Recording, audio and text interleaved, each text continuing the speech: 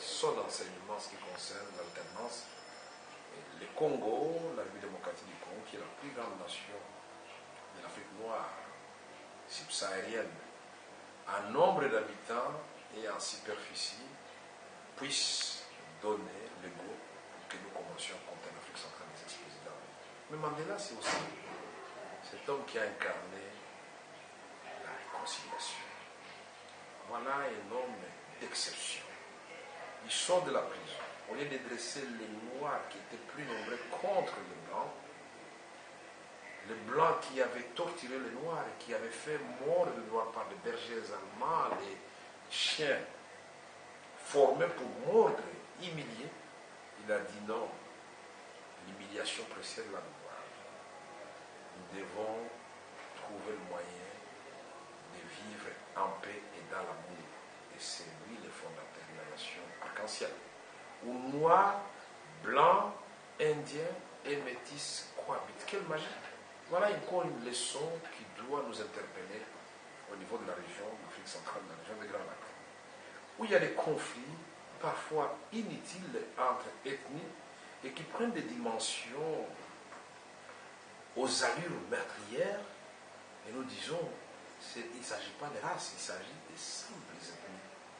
Donc aujourd'hui, l'élite de la région des Grands Lacs, de l'Afrique centrale, les leaders politiques de tout le monde, nous devons dire, pour honorer la mémoire de Mandela, la guerre c'est fini, la haine c'est fini, la diabolisation c'est fini, il est temps que nous puissions devenir des partenaires dans la vérité, la justice et le respect mutuel pour construire une région des Grands Lacs, une région d'Afrique centrale qui fera bon vivre pour nos peuples. Mais nous, les leaders, nous devons nous sacrifier pour Mandela. Disons aussi que Mandela, c'était l'incarnation de la justice. Il a su instaurer en Afrique du Sud un système judiciaire qui est le même pour les pauvres, pour les riches, le même pour les blancs, pour les noirs, les indiens et les métis. Et ça, c'est extraordinaire. Toutes ces leçons doivent nous inspirer.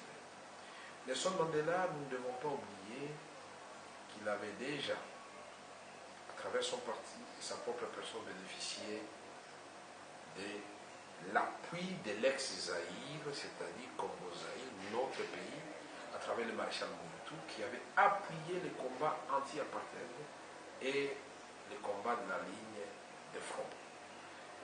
Le président Mobutu avait reçu Frédéric de Klerk, l'ancien président sud-africain, peu de temps avant la libération de Mandela. Et après, ce que les gens ne savent pas, quand le président Mandela devenu libre, a entamé une tournée planétaire, mais le point de départ de cette tournée, c'est la ville de Goma où se trouvait le maréchal de Mobutu. Les hasards n'existaient pas dans la ville. Alors qu'il pouvait recevoir Mandela à Kinshasa ou à Badolité, voilà qu'il le reçoit à Goma. Le maréchal Mobutu et Mandela, tous les deux, étaient loin de s'imaginer qu'un jour Goma deviendra le théâtre de la cruauté humaine.